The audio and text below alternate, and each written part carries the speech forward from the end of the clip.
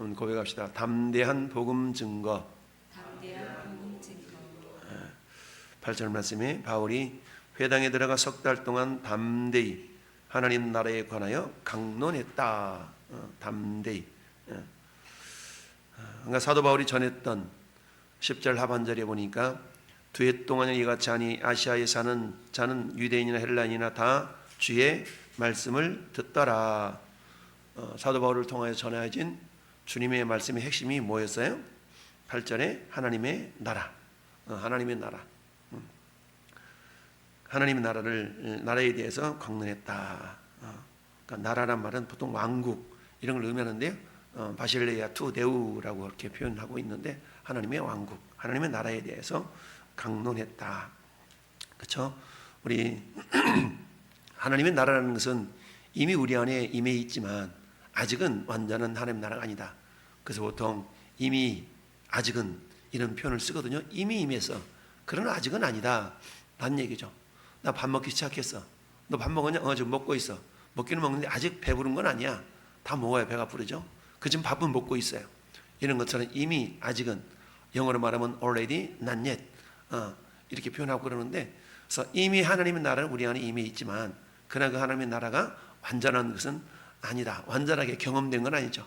그래서 하나님 나라는 우리 안에 먹는 것과 마시는 것이 아니라 의와 평강과 희락이 하나님 나라의 핵심이잖아요. 그러니까 우리 안에 예수님을 모시고 사는 사람들의 마음 가운데 의라는 것은 주님이 옳다라고 여기는 것들에 대해서 내가 하고 싶어하는 그런 마음들.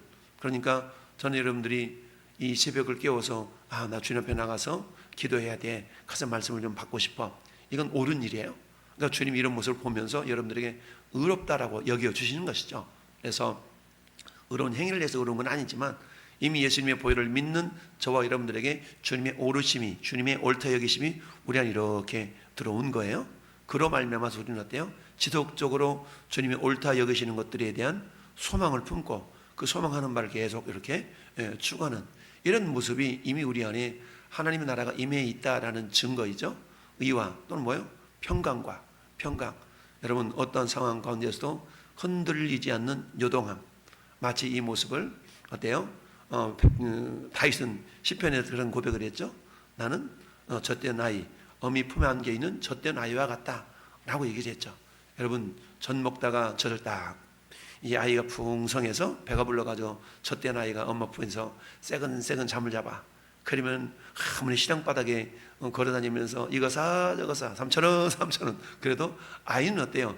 엄마 품에서 또는 엄마 등에서 곤히 잠을 잘 수가 있는 것처럼 세상 모든 풍파 너를 흔들어 약한 마음 낙심하게 될 때에 그럼에도 불구하고 세상 모든 풍파가 우리의 마음을 흔든다 할지라도 그래도 내 영혼 평안해.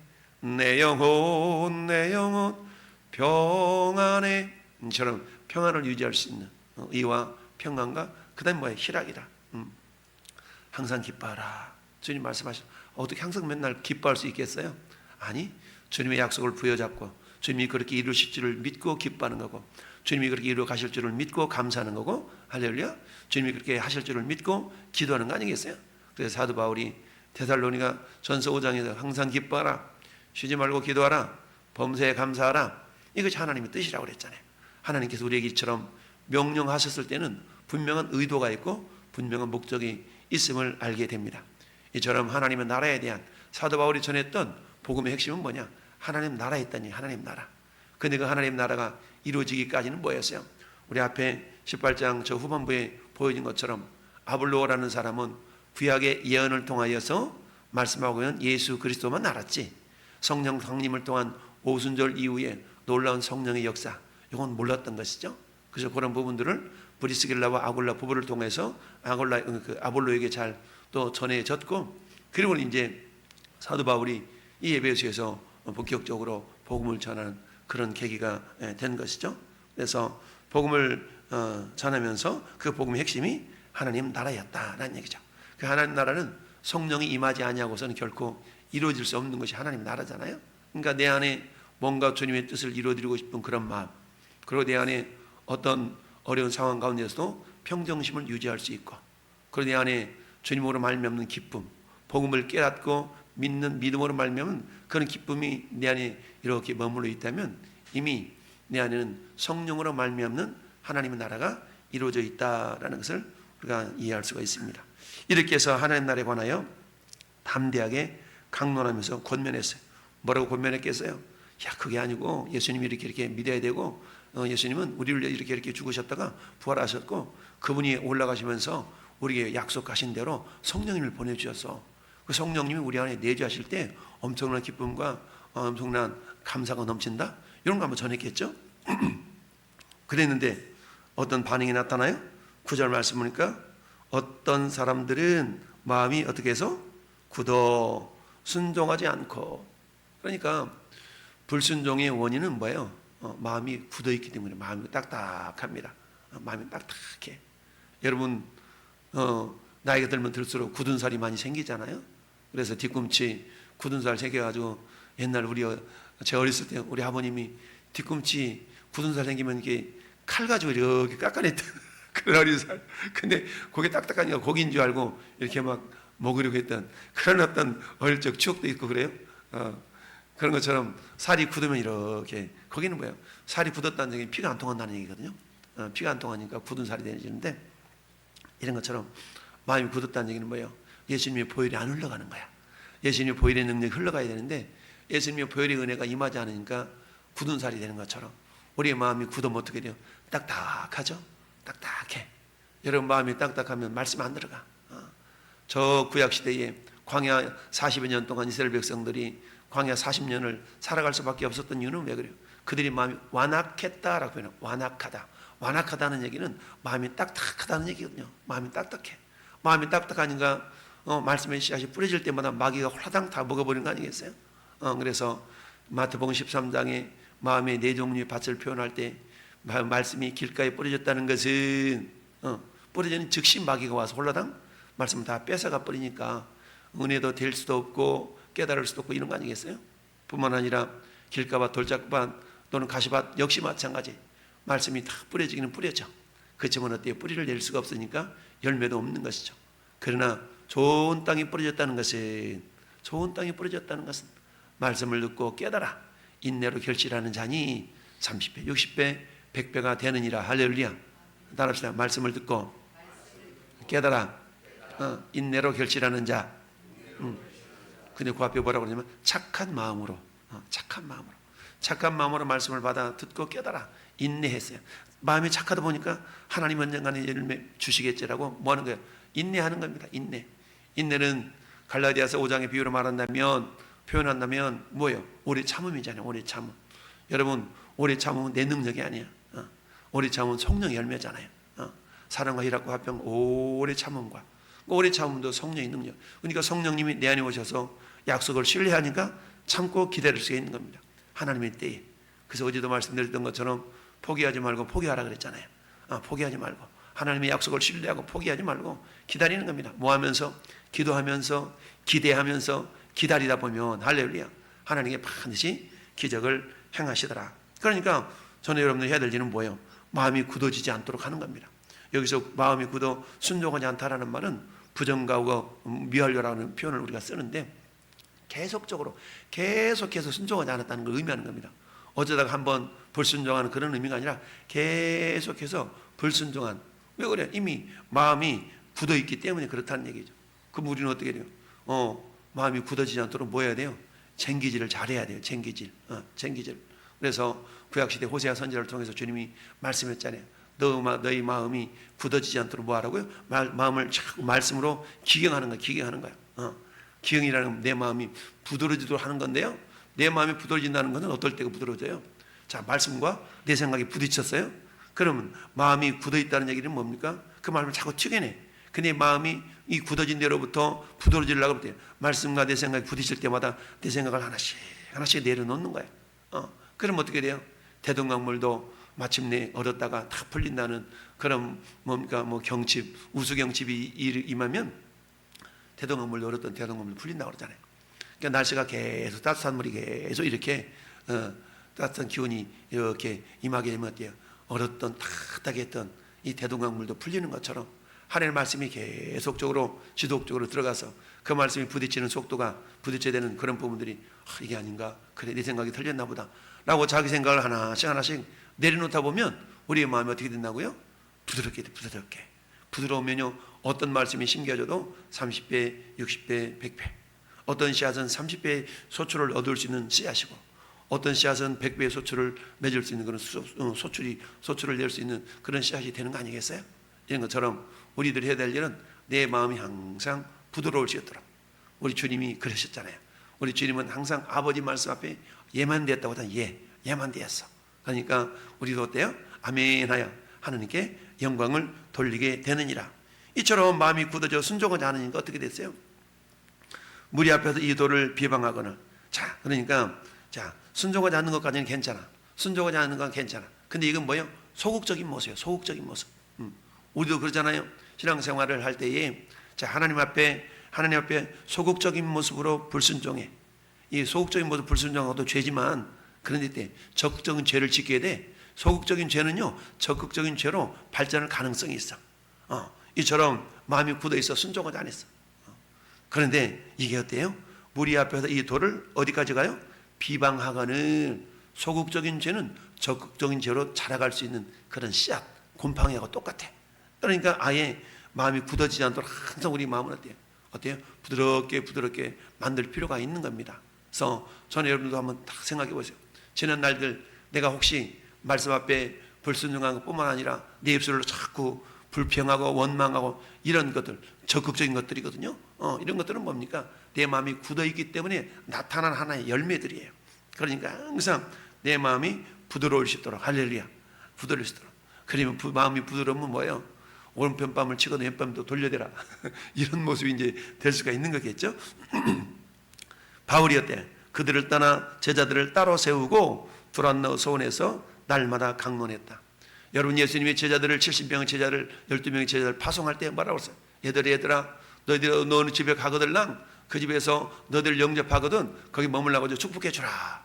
근데 너희를 영접하지 않거들랑 자리를 옮겨라. 그리고 먼지를 털어버려. 발에서 먼지를 털어버려. 이런 주님이 말씀하셨잖아요. 그런 것처럼 사도 바울이 전하는 이 하나님 나라에 대한 복음을 거절하는 그들을 상대하지 않냐고 때 이렇게 자리를 옮겼어. 자리를 옮긴 장소가 어디였어요? 두란노 소원이 있어. 두란노 소원은 에베소에 있어서 어찌 보면은 굉장히 어떤 그 사랑방과 같은 그런 장소였어요. 이 두란노 소원은 역사가들이 그런 얘기를 해요. 두란노라는 이름을 가지고 있는 사람의 건물, 두란노라는 이름을 가진 사람의 건물 안에 어떤 장소가 있었는데 이 장소가 오전에는 좀 가르치는 역할을 하고 오후에는 뭐 사랑방 역할을 하고 아마 이랬던 것이 아닌가라고 이렇게 미루어 짐작을 합니다. 그러다 보니까 이 장소에서 사도 바울이 새롭게 이 복음을 다시 전하는, 그래서 날마다 강론하는데 여기서 얼마를 있었다고요? 2년을 있었다. 2년. 2해 동안 이같이 하니 아시아에 사는 자는 유대인이나 헬란이나 다 죄의 말씀을 듣더라. 이렇게 말씀이 증거되니까 하나님께서는 어떤 일을 했어요? 놀라운 일이 나타나도록 역사하셨어요. 그래서 바울의 손으로 놀라운 능력을 행하게 하시니까 심지어는 어떤 일이 있었어요? 사람들이 바울의 몸에서 손수건이나 앞치마를 가져다가 병든 사람에게 얹으면 그 병이 떠나고 악기도 나가더라. 그래서 바울의 몸에서 손수건이나 앞치마를 가져다가 병든 사람이 얹으면 그 병이 떠나가. 이런 역사는 성경에 곳곳에 나타나 있죠. 그래서 사도 베드로가 요 앞에 8장에서 복음을 전하다가 어때요? 놀라운 어떤 성령 충만한 역사가 나타나니까 어떤 일을 발생해요? 병든 자를 막 베드로의 그림자가 지나가는 곡길목에도 놔뒀어. 그러니까 베드로 지나가다 그림자가 막 그 사람이 임하니까 그림자 때문이라도 막 치유가 되는 그런 놀라운 역사들이 나타낸 것이죠. 이처럼 하나님의 능력은요 우리가 제한할 수가 없는 겁니다. 무궁무진한 능력이 나타날 수 있는 거죠. 그래서 하나님의 능력, 권세를 1장 8절에서는 그렇게 표현하잖아요. 오직 성령이 너희에게 임하시면 너희가 뭘 받고? 권능을 받아요. 권능이라는 단어가 두나미스라는 말이거든요. 두나미스. 이 두나미스라는 단어에서 다이나마이트라는 단어가 왔어요. 다이나마이트는 팍 폭발력이 있는 거 아니겠어요? 이런 것처럼 권능, 성령의 권능은 우리가 이루 말할 수가 없다. 이처럼 성령 역사하시니까 사도 바울을 통하여서 많은 놀라운 기적들이 나타났어요. 근데 가만히 보니까 야, 저런 일이 다 있네? 라고 이걸 흉내내는 사람이 있었어요. 흉내내는 모습이 13절 보니까 이에 돌아다니며 마술하는 어떤 유대인들이 시험 삼아 악기 들린 자들에게 주 예수 이름을 불러 말하되 내가 바울이 전파하는 예수를 의지하여 너에게 명하노라. 이런 일도 발생했어. 그랬더니 그 모습을 또 옆에서 지켜보고 있었던 스게와라는 제사장의 7 아들들도 흉내를 냈네. 예. 뭐라고 흉내를 냈어요? 악기가 대답하여 이르되 내가 예수도 알고 바울도 알거니와 너희는 누구냐? 그러면서 악기 들린 사람이 그들에게 뛰어올라 눌러 이기니 그들이 상하여 벗은 몸으로 집에서 도망하는지라. 이처럼 우리가 흉내를 낼 수 있지만 거기에 뭐가 없다면, 믿음이 없다면 역사가 나타나지 않을 수 있다는 얘기입니다. 여러분, 또는 우리가 믿음이 없어도 그런 능력을 행할 수 있는 모습들이 있다라고 성경은 말씀하고 있죠. 그러면서 어때요? 마태복음 7장에 나더러 주여 주여 하는 자마다 다 천국에 들어가는 것이 아니요 하늘에 계신 아버지 뜻대로 행하는 자라야 들어간다 라고 말씀하면서 그렇게 나타나고 있어요. 그날에 많은 사람이 나더러 주여 주여 우리가 주의 이름으로 선지자 노릇하며 주의 이름으로 귀신을 쫓아내며 주의 이름으로 많은 권능을 행하지 아니하였나이까. 그러니까 주의 이름으로 그런 권능을 주의 이름으로 외쳤더니 귀신도 떠나가기도 하고 그러더라는 거죠. 근데 그 안에는 뭐가 없었어요? 주님을 향한 주님의 영광을 드러내고자 하는 그런 모습이 없었던 겁니다. 먹든지 마시든지 무엇을 하든지 하나님의 영광을 위하여 하라 그랬는데 마태복음 7장에 나타나는 이 사람들은 뭐예요? 주님의 영광이 아니라 자기를 드러내기 위해서 그런 용도로 사용했다는 얘기죠. 그러니까 우리가 예수 믿다 보면 하나님 은혜를 주시면 막 각양 다양한 은사들이 나타나기도 하고 그러거든요. 근데 이때 조심해야 될 건 뭐예요? 그것이 내 능력이 아니라는 것이죠. 그 내 능력이 아니고 나를 통하여 교회 공동체를 하나로 모두어 가기 위한 하나님의 은혜라는 것을 우리가 잃어버리면 그것이 자기 능력인 것처럼 생각을 하게 돼요. 그러면 어때요? 우쭐해져 가지고 주님께 영광을 돌리는 것이 아니라 내 의의를 드러낼 수가 있다는 것을 기억해야 돼요. 항상 이런 부분들을 우리가 조심할 때에 이와 같은 일이 발생하지 않는다. 이처럼 에베소에서 복음을 전했더니 어떤 일이 발생하여 마치 느헤미야 시대 때에 놀라운 회개 역사가 나타났던 것처럼 에베소 교회에도 그런 일이 나타났어요. 에베소 시내도. 그래서 17절 보니까 에베소 산 유대인과 헬라인들이 다 이 일을 알고 두려워하여 주 예수의 이름을 높이고, 그렇죠, 예수의 이름을 높여야 되는데 자기들이 막 높아지려고 그러니까 놀라운 일이 엄청난 어려움이 닥치지만 그런 어떤 상황 가운데서도 예수의 이름을 높이고, 할렐루야. 저희 여러분들은 먹든지 마시든지 무엇을 하든지 하나님의 영광을 위하여 하라 라는 말은 뒤집어 놓고 말하면 나를 통하여 예수 그리스도가 존귀케 되도록 하라 라는 그런 의미가 될 수가 있습니다. 할렐루야. 그러면서 믿은 사람들이 많이 와서 자복하며 행한 일을 알리며 그랬죠. 이처럼 자복했다는 거예요. 그동안 자기들이 우상을 섬겨하며 섬겨던 이 모든 것들을 다 내려놓고 마술사들이 이렇게 마술하면 이게 진짜인가 봐 쫓아가 다녔던 이런 것들 다 모아다가 막 책을 불러 태웠더니 세상이나 책값이 은 5만 장이나 됐대. 엄청난 거잖아요. 이처럼 회개의 역사는요, 이전 것을 청산하고 오직 주 예수만이 나를 통해 존귀케 되기를 원하는 그런 믿음의 사람으로 변화가 될 줄로 믿습니다. 오늘 한 날도 이러한 상황 가운데 담대하게 복음을 전했던 이 사도 바울의 모습처럼 저녁도 은혜를 알면 그 은혜를 막 전하고 싶은 마음이 있는 거예요. 그래서 여러분들이 오늘도 주님의 은혜를 깊이 경험하고 그 은혜를 담대하게 흘려보내는 축복의 통로로 오늘 하루도 담대하게 살아낼 수 있기를 예수님의 이름으로 축원합니다.